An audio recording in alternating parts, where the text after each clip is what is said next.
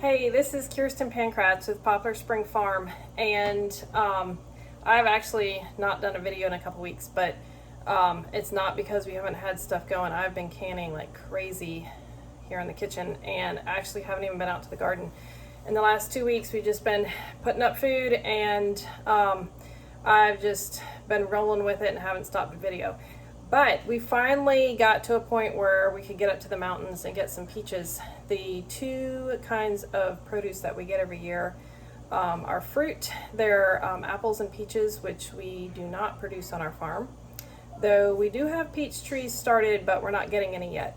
So every year we go up to the mountains above where we live, and we get some boxes of seconds of peaches and seconds of apples. So this is the probably close to the end of peach season, and I've been trying to get up there for a couple weeks. It just didn't work out with all the tomatoes and beans and other stuff we were canning. So we went up yesterday, and we got 3 half-bushel boxes of peaches that are seconds. So we're going to start canning them, and I'm going to show you how we do that.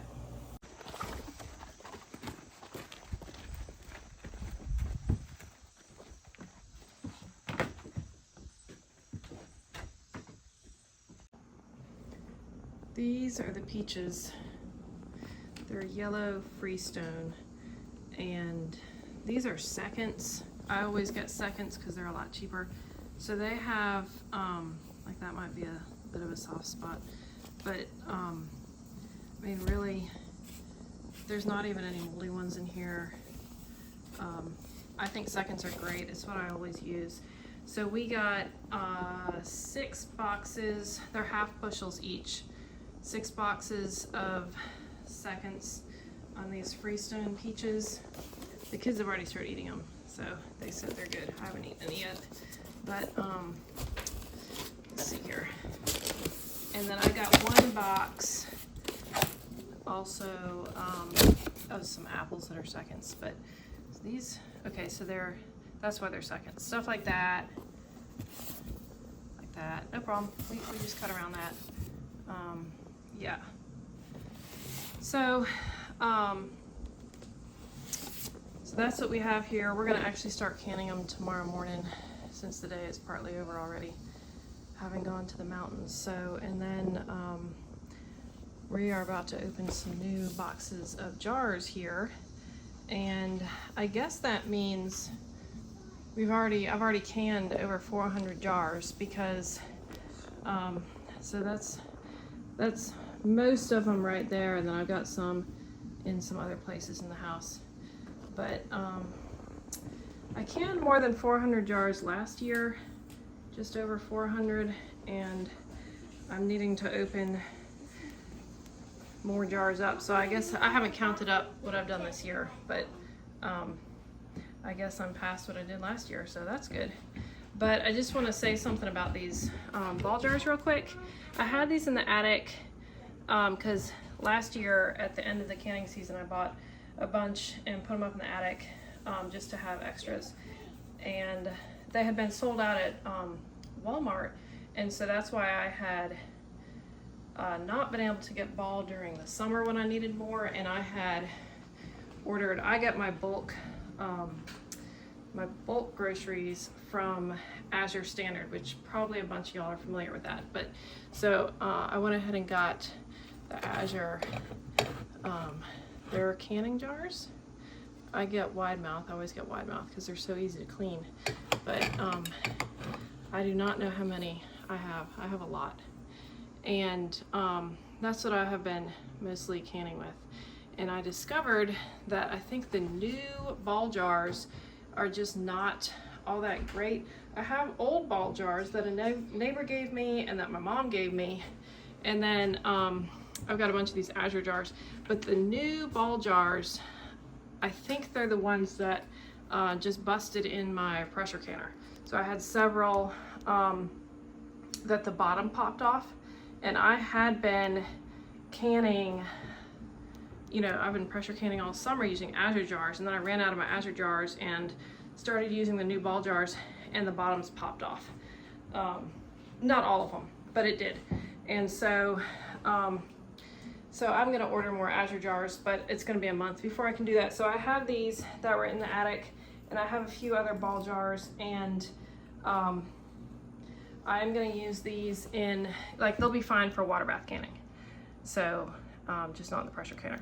But I did want to say that because I know a lot of folks order from Azure, and I hadn't really compared the jars a whole lot, but I am definitely liking the Azure jars better. I think they say they're tougher, and from my experience, they are. I think they're slightly more expensive, but obviously it's worth it if the ball jars are breaking. I always sterilize my new jars. Once I have been using them, I don't worry about it. I just rinse them or wash them if they've gotten a little dusty. But when they're new, I wash them, and then I boil water, and I just pour boiling water in them to sterilize them. Because even though some are saying now that we don't need to sterilize jars, because of course when you can, they're gonna boil. But if they've come from some factory, who knows where, I want them to be cleaned quite well before I put food in them. So get my jars ready so that we can start in the morning with the peaches.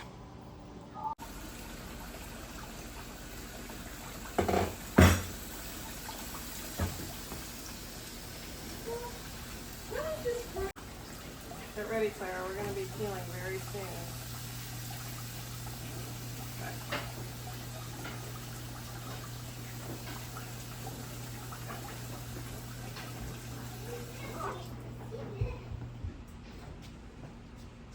Peaches once they're peeled. Okay.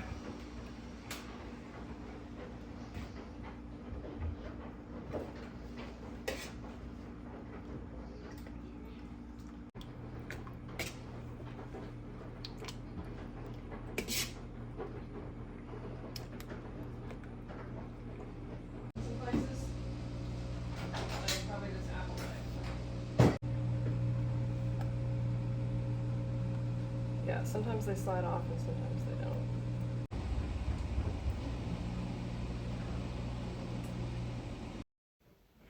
We were really having some trouble peeling these things. This is how you peel peaches, and this is how we always do it. It's 1 minute in boiling water, and then you dunk them into cold water, and the peel is supposed to slide right off. When the peaches are ripe, it does slide right off. But these peaches came from the orchard not nearly as ripe as I expected, and I guess I should have checked them better because we were trying to peel peaches that just were not ready to be peeled. They're just not quite ripe enough. So we did one box and a little more that made 14 quarts, but we're going to wait and let the boxes ripen a little more before we keep going. They're supposed to be in the boiling water just 1 minute, and then you dunk them in the cold water. That should do the trick. It usually does.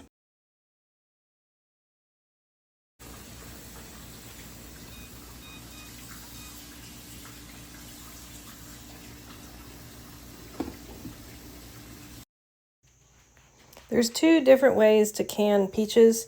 One is that you put the slices into a pot of syrup. Syrup is just water and sugar. And you boil the whole thing so the peach slices are actually cooked a little bit. The other way is to raw pack them. And I raw pack when I can peaches. That's how I always do it. It makes them float to the top, and I do pack them in as tightly as I can, but I find it a whole lot easier just to cut the slices and get them in my jars, and then I heat the syrup, which is 10.5 cups of water to 4.5 cups of sugar. I boil that and then just add that on top.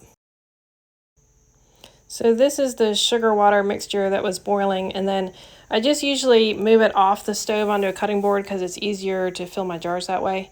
And they get filled to within 1/4 inch of the top. And I do not stir my jars. I just pour the water in really slowly so it definitely gets around all the peach slices. That's important. You want the water level to be all the way up.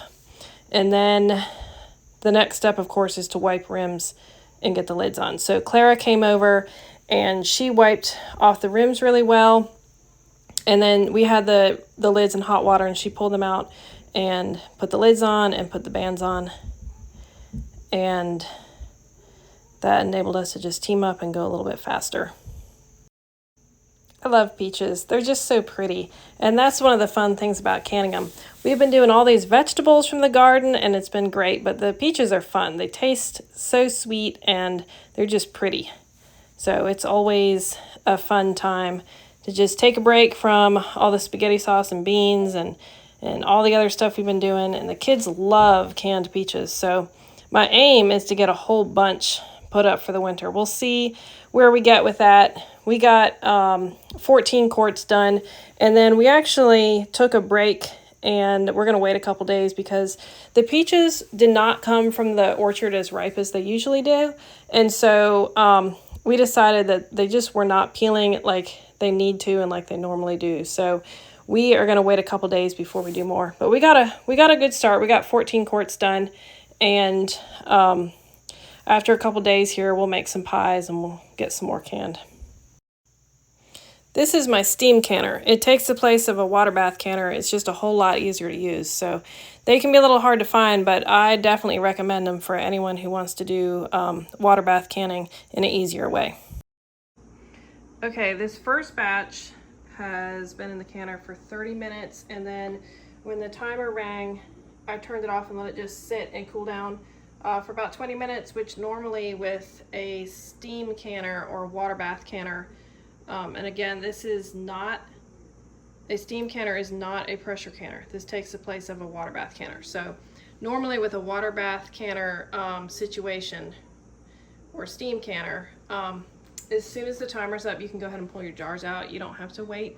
But sometimes some things siphon, and peaches, canned peaches and canned apple slices tend to be really bad about that. And what that means is that because they're really hot in here, and then you take them and you put them in cold, or you just put them on your counter where it's cooler, the juice, this sugary juice that they're in, will just kind of come out the top real bad, and then your level will go down. So I just had to let them cool down sitting in here.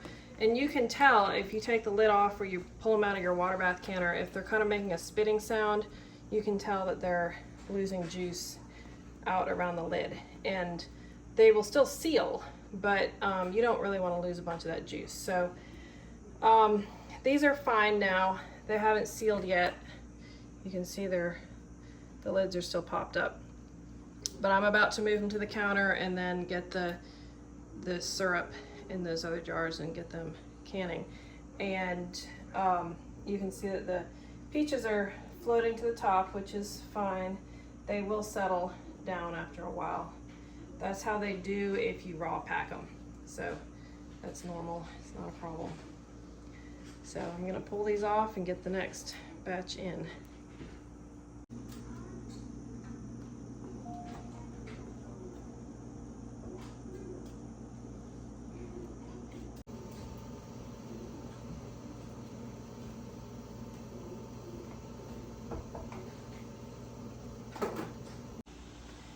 All right, we've got the next batch in here, ready to can. I'm gonna put the lid on and we'll get them canned up.